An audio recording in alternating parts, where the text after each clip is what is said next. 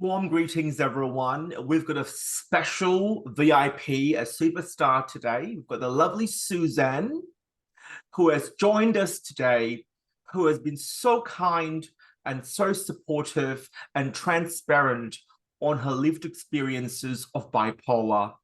I will start introducing Suzanne with a beautiful bio that she sent me.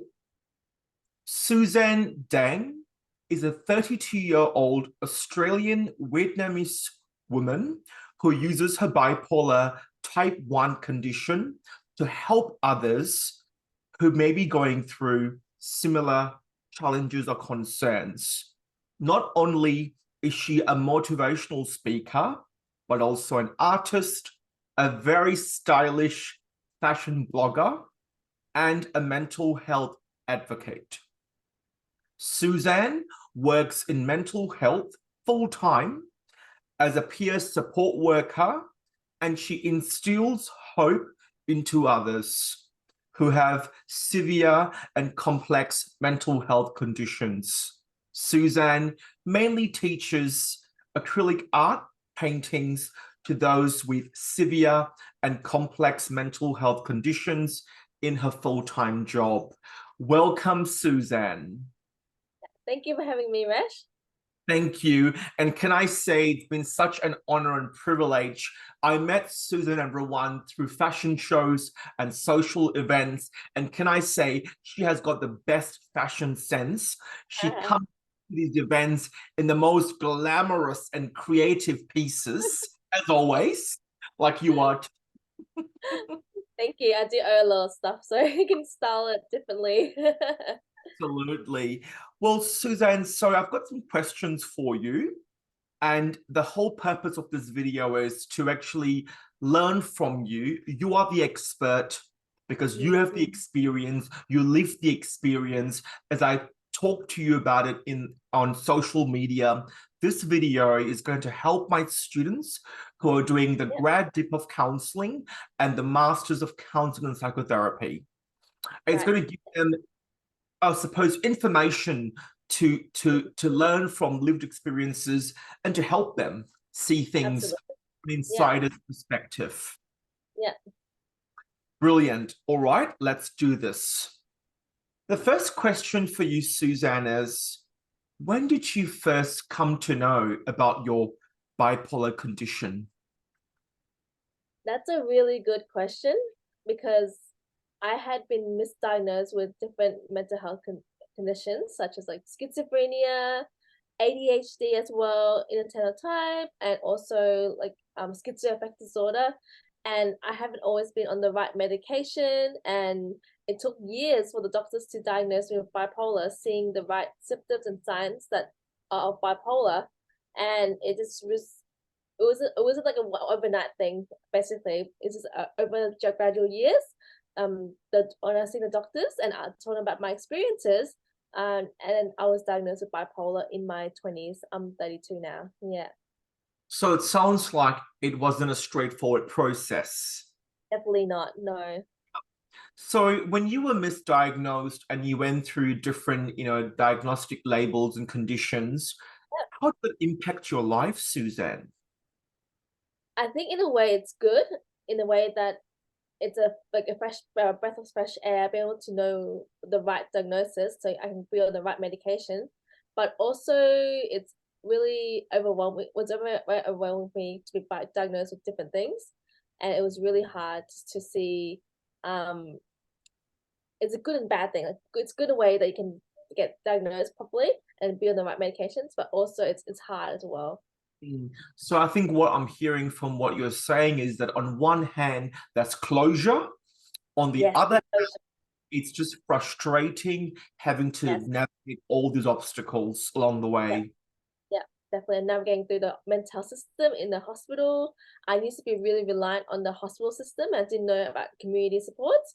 And I just came to a point where I spent almost 2 years at a mental health rehab in the community, that I learned that I can actually rely on community supports from then on. Yeah. Beautiful, Suzanne. So you mentioned in your bio, you've got bipolar type 1. Yes. Could you talk about your symptoms, please? Yeah, I when I am hearing voices, that's when one of the things I notice I'll be unwell.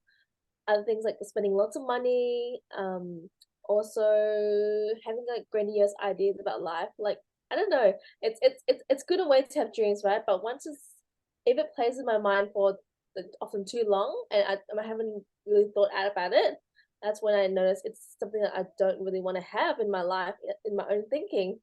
In the past, I had been quite hypersexual in a way. I got myself into a lot of trouble, and yeah, that was one of my symptoms a long time ago, not anymore.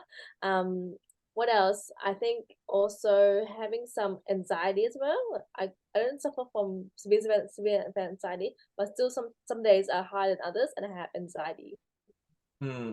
So what you're saying is that, that there are, I suppose, other co-occurring conditions, anxiety and bipolar can manifest together at the same time. Yes, absolutely. In my experiences, it can combine together. Yeah. Yeah.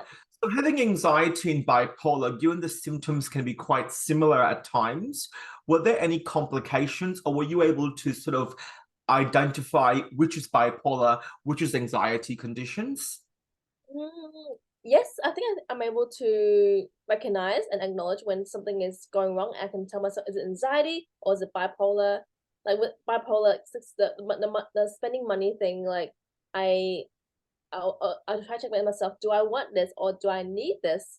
And that's something I can like monitor and change myself. Anxiety I'm more like to battle with anxiety. I use like a lot of grounding techniques and breathing and mindfulness to help me. Yeah. Beautiful. Thank you for that, Suzanne. The third question is, what supports are you currently using to help you with your bipolar, and how have they been effective? I've been on the NDIS, for those who don't know, it's the National Disability Insurance Scheme for the last 5 years, and I'm very grateful and very blessed to be on have applied for the first time and got it straight away. The NDIS pays for my all my driving lessons when I was couldn't drive years ago. Pays for all my exercise physiology, psychology, counseling, as well as some petrol money every 2 weeks, which is really good. Yeah, and I have a good support network. I have friends, good friends, family. I have you too, Resh, and just and a good medical team as well. That's really important. Medical and a psychiatry team. I see a psychiatrist every 6 months. Yeah. So I have a lot of support in the community. And if I do want to go to hospital, I am thinking of applying for private health to get top hospital cover just in case something do happen. And yeah. That's some great supports. Yeah, I think also, it's worth mentioning from my observation of you, Suzanne, you are a great role model for other people as Uh well. yeah, Talk to definitely us go. about, because I think that you're doing so much powerful work in the field, in the industry, and others look up to you as, as this role model, including myself. Talk Uh to me about the impact you've had and you have on people's lives, Suzanne. Definitely. So I started sharing my story in my like mid 20s, and I found that really empowering, sharing my story and able to make positive change in people's lives, not just professionally but personally as well. I had a lady who came to my art group, and she didn't tell me until later, but she was suicidal on the way to art group during art group, but I encouraged her to do art.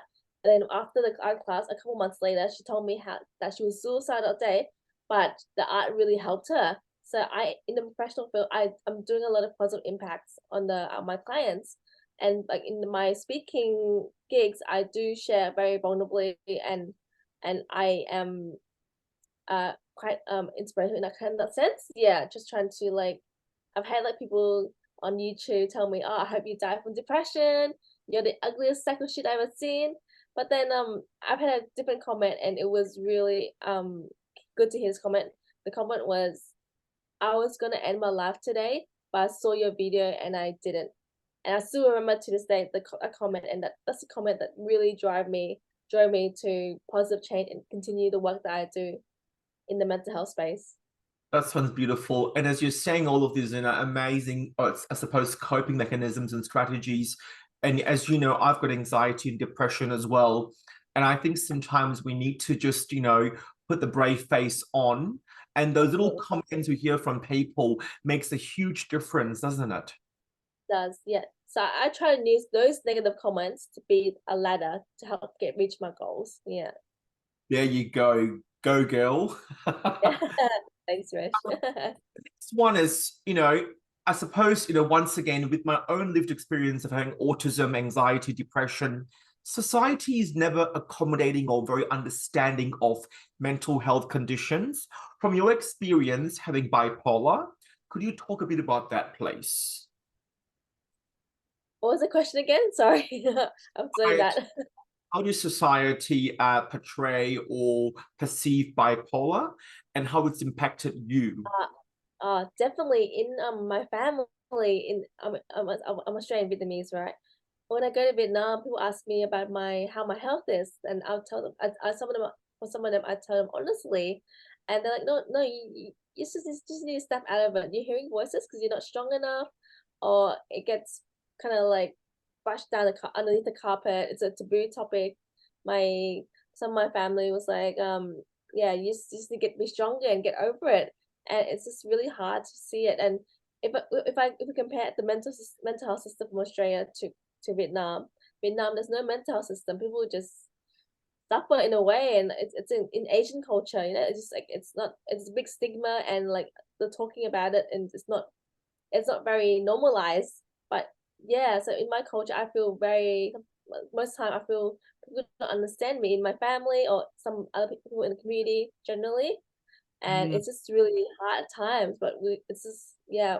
So that's what the one that I do is also to raise awareness in the Asian culture, in Vietnamese culture, that it's okay to speak up. It's okay to have these conditions. absolutely. And I think, as you said before as well, it's important to teach our cultures that it is typical, it is normalized. Because, Exactly. Indian as well, in my culture, often Yeah, mental illness is a weakness or from a deficit mindset. So it is absolutely. strength, and it is, it's something that should not be problematized or pathologized. That's It should it. Yeah. be embraced. Yeah. Should be more awareness. Absolutely. Well, the very last question for you, Suzanne, is, as you know, this is a counseling degree. What Mhm. advice can you give to future counselors when working with bipolar clients?